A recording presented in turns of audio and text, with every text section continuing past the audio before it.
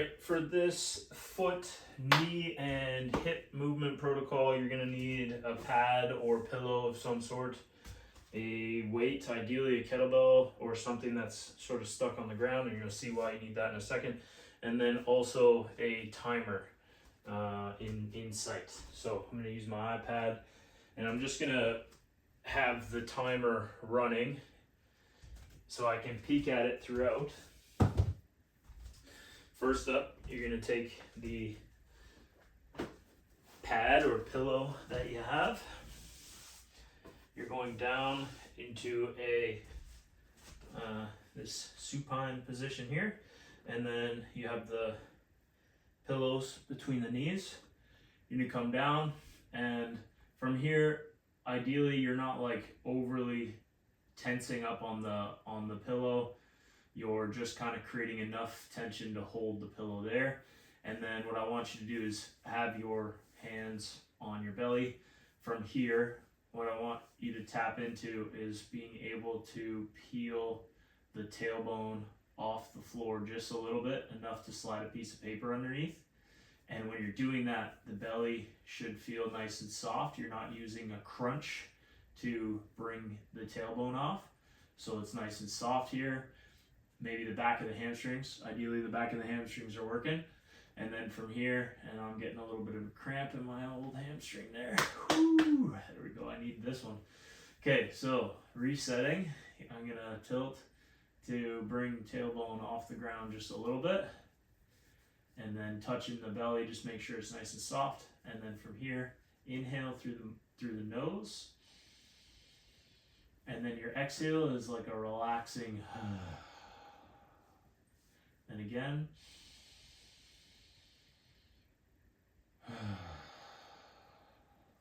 Every time you do this, you're trying to, again, keep the tummy nice and soft and keep that tailbone off the floor just a little bit. Not like a full hip bridge, but just a little bit. Keep those hamstrings on. We'll do one more breath.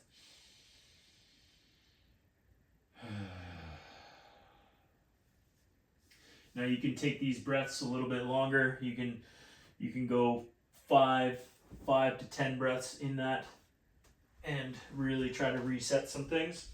Now we're gonna progress to going on to your side. When you're on your side, you can take your pad for the elbow, or you can put a pad under the knees, whichever you want. But here I'm gonna pop into this side plank.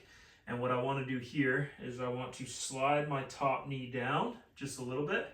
And then I want to try to pull it back, sliding back. So you should feel some things happening in the inner thigh or adductors, especially that top leg is what I'm feeling right now. Again, the movement ideally is happening lower body.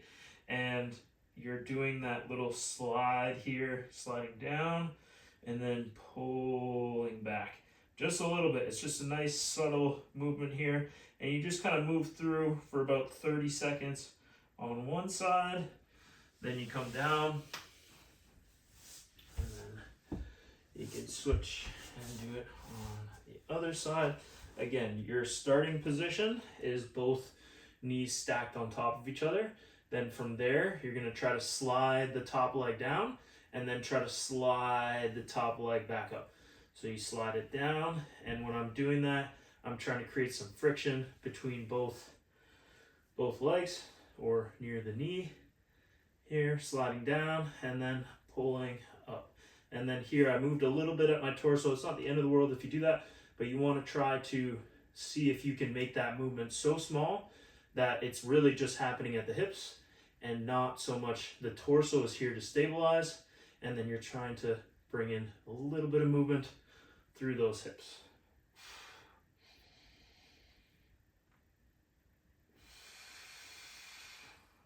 Okay, good.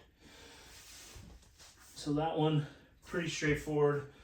You can run through that one again, like going on your back, doing the breath, do that 2 to 3 times, do the side plank 2 to 3 times of 30 seconds each side.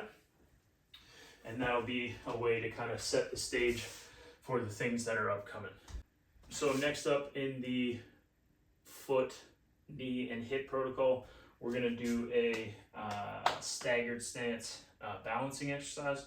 So how we're gonna do this, you're gonna have your back leg on the floor, and then from here, you wanna shift all your weight going over that front leg. And then when you do that, ideally you have a soft bend in the knee, and I'm feeling weight really shift into sort of the middle portion of my foot, maybe towards the front edge a little bit.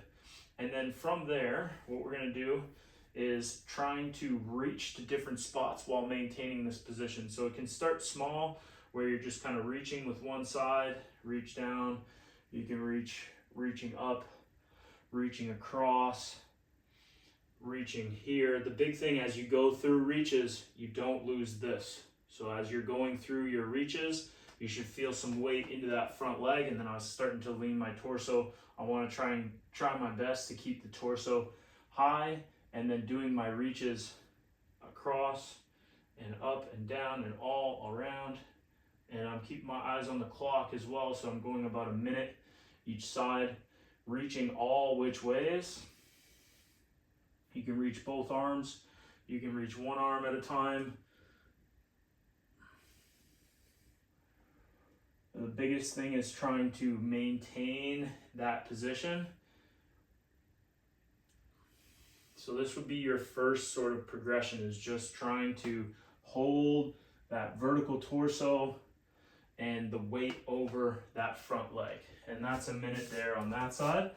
Then before you go to the other side, we're gonna go on our backs. You gotta take the weight that you have, and we're gonna do a hip bridge, starting in a position that is not a ton of, so I'm not so close to the weight. I want to be a little further away so that I can really get into the hamstring and glute here. Then from here, I'm gonna pop up. What I want to try and do is be in a position where I can place a foot, replace a foot, place, replace. And when I'm here, I'm trying to keep my hips. Notice I'm not going really high with my hips. I'm keeping things down. I'm not like popping up like this. I want this to be about my hips, my hamstrings, my calves, the whole lower leg. And trying to, again, if you're looking for, this would be a timed one, so you're going for a minute. I got about 10 seconds left here. Again, trying to see, hips are not up that high, but they're up high enough to get my glutes, my hamstrings, and calves to be working.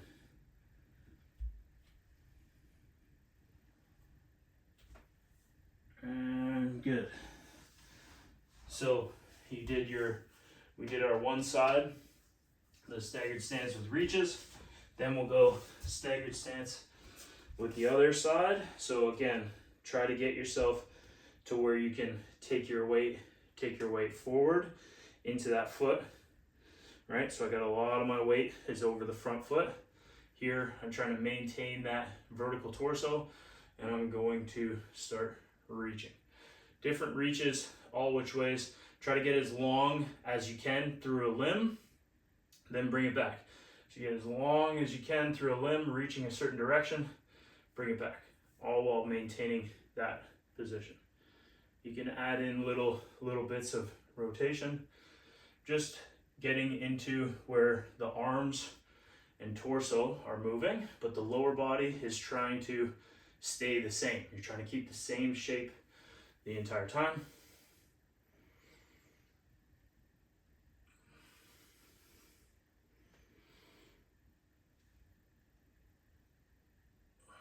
And if you wanted to progress this further with these reaches, you could hold a weight. A medicine ball would be great in this scenario, where you're just reaching the medicine ball. I would go light. I would go like a 4 pound or a 5 pound medicine ball as you're doing these various reaches. Whew. That starts to wake things up. Then after finishing that side, you would then go back down and do your alternating hip bridges. Okay, and then the last portion of the foot, knee, and ankle protocol is going to be a short stance split squat. So on this, you can do a few different things. We can take your pillow, coming back to the pillow, and ideally the pillow keeps you somewhat short. So I like this for me, because my split isn't going to be super large to have to navigate around the pillow. So I try to stay in tight with the pillow. Then from here, I'm going to shift over top of the front leg like we did in the last drill. And then from here, I'm going to try to keep the torso right vertical and then coming back up. What I want to try and do here is see if I can stay on the tippy toes of the back leg and have most of my weight is in my front foot. Notice as I come up, I'm not going to, what I want to try and do here is not extend the knee. I want to try to keep that slight bend like we did in the last drill the entire time. So I come all the way down, and then I'm coming up and keep that slight bend in the knee. Coming all the way down and back up. Again, timing wise, I'm doing the same. A minute on, coming up, notice the knee. I'm extending or trying to extend at my hip of the left leg, and then trying to keep that knee bent and weight shifted over the front leg. You can progress the short stance split squat, can be again with the reaches. So pretend I have the medicine ball here, shift the weight over the front leg, right? So I got 80-20, 80-20, and then coming down and back up if I had medicine ball, or just you can do the reaches like we did in the last drill, just with the hands. You can reach in various ways, but again, trying to maintain majority of the weight is on that front leg. And for me, I notice I have a tendency to really grip my toes as I'm doing this one. So what I want to try and do is splay the foot as best I can. Try not to scrunch the toes up as I come down, and then going up. So I'm bringing attention to that for you, so that maybe you do these barefoot, so that you can pick up on what your feet or ankles like to do when you're going through this. If your foot likes to scrunch up, try to let it flatten out, especially on the way down. So as I go down, I'm actually trying to almost flatten my foot on the way down. Then as I'm coming up, I'm trying to push away and lift my arch a little bit. So coming down, letting the foot sort of flatten and splay, and then as I push up, I'm turning it more to the outside. Whew, that's spicy. So again, with the short stance split squat, try to shift your weight over the front leg, keep it in the front leg as best you can. On the way up, try your best to not extend the knee. Keep weight over and try to use the glute and the hip to stand you all the way up. Now our last portion is a hop series that can be really good to come back to the getting the dynamics of the foot moving and grooving the way we want it to, and we're going to work it in a lateral fashion. Now if you're navigating any sort of ankle or knee injuries, I wouldn't say that this is a good one to try right now. I would stick with the other ones first before getting on to hopping and jumping. But this hop is, you're going into a lateral, so I go from one leg to the other leg here, and you can make the hop as far or as short as you want. So right now you can see I'm kind of just dancing here side to side, starting off with something that's more shift to one foot, stabilize, shift to one foot, stabilize, shift to one foot, stabilize, right? Getting the arms in, and then I can slowly start to bring in a little bit more distance. Start small and then get longer and more explosive as you go. But you want to try and just be nice and dynamic, shifting from side to side and really trying to balance. Notice this floating leg isn't going here. Nothing wrong with this, but that's like, try to keep things when you come here, square, stable. squared, stable, stable, stable. That's the foot, knee, and hip protocol, or at least one protocol that you can use to get your lower legs kind of primed and ready for whatever activity you want to do.